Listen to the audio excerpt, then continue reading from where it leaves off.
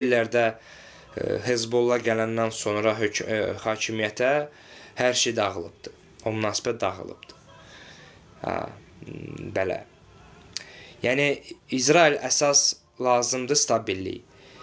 Və təəssüf olsun ki, bu həmən İran o stabilliyi yaratmır.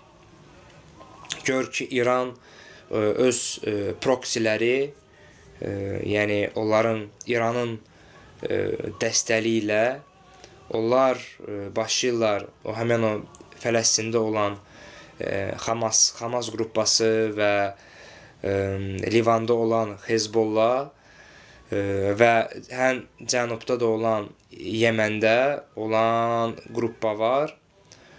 Onlar qərbdə yerləşirlər, Qırmızı dəniz tərəfdə, xaritə açsaz. Yemen ölkə Yemen və onların idarə edən tayfa